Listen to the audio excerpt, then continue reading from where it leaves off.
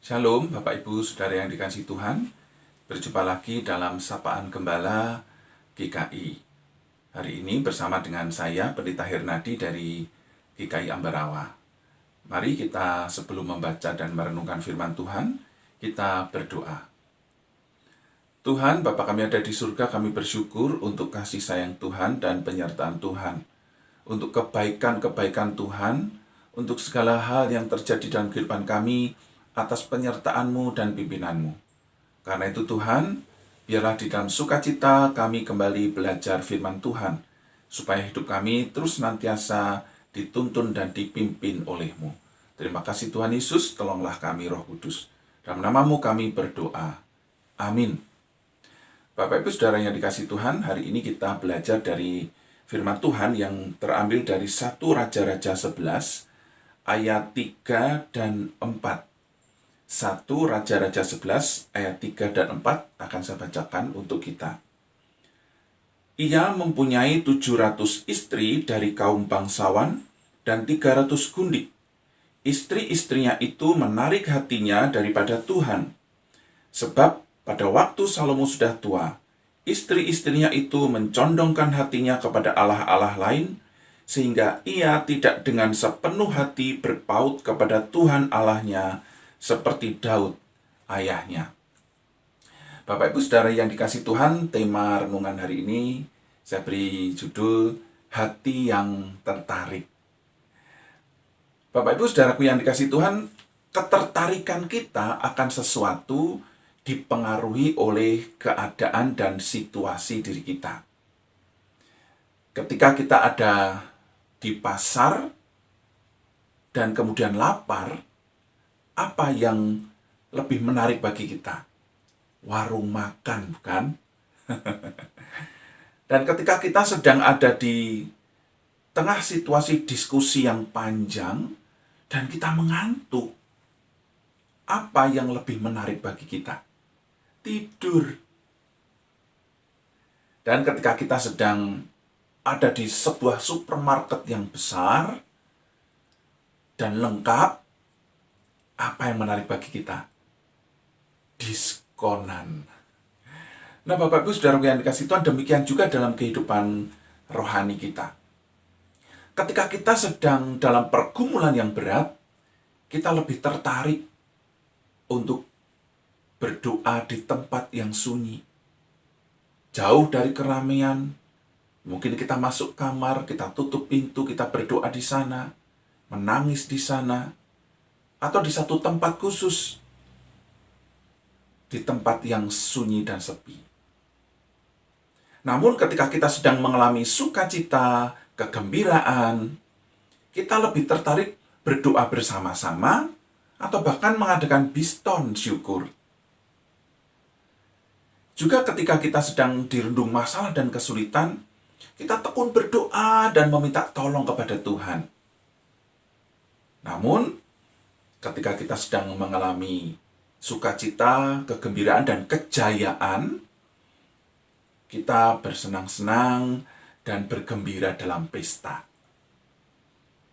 Nah, Bapak Ibu Saudara yang dikasihi Tuhan, hal seperti ini rupanya terjadi pada seorang yang sangat bijaksana, sangat berhikmat, yaitu Salomo. Saat ia muda dan baru ditahbiskan sebagai seorang raja, dia lebih tertarik untuk mendapatkan hikmat. Karena itu ia meminta hikmat Tuhan, supaya ia bisa memimpin negerinya, memimpin bangsanya dengan bijaksana.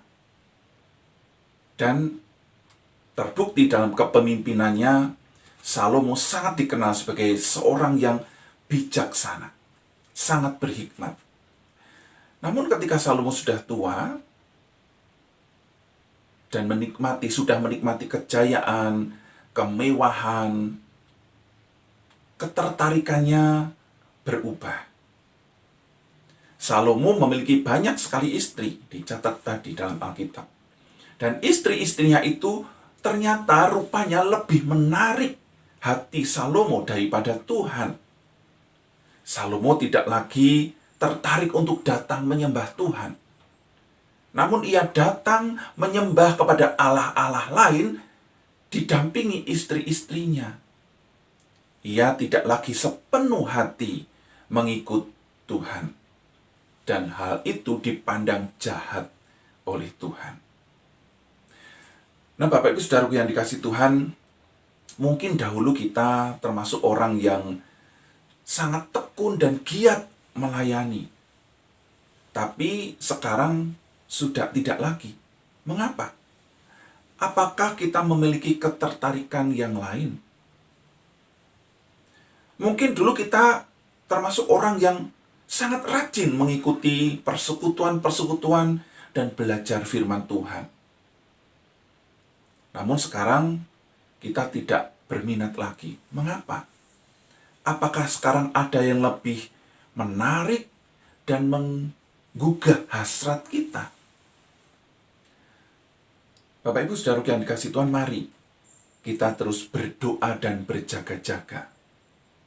Jangan sampai kita tertipu oleh keinginan kita dan tipu muslihat iblis yang membuat kita semakin jauh dari Tuhan. Saudara, apapun yang terjadi dalam kehidupan kita, mari kita tetap tekun mengikut Tuhan, melayani Tuhan, setia dan tekun berdoa, belajar firman Tuhan, berbakti menyembah Tuhan, mencari tahu kehendak dan rencana Tuhan dalam hidup kita. Roh Kudus akan menolong dan Tuhan Yesus yang memberkati. Mari kita berdoa. Tuhan, Bapa kami ada di surga, ampuni kami Tuhan. Jika dalam kehidupan kami sering kali menemukan banyak hal yang lebih menarik hati kami daripada Tuhan, sehingga memalingkan fokus kami, perhatian kami, pikiran kami, bahkan perasaan kami dari Tuhan. Ampuni kami Tuhan, tolonglah kami ya Roh Kudus, supaya dalam kehidupan kami tetap teguh berpegang dan memandang kepada Kristus.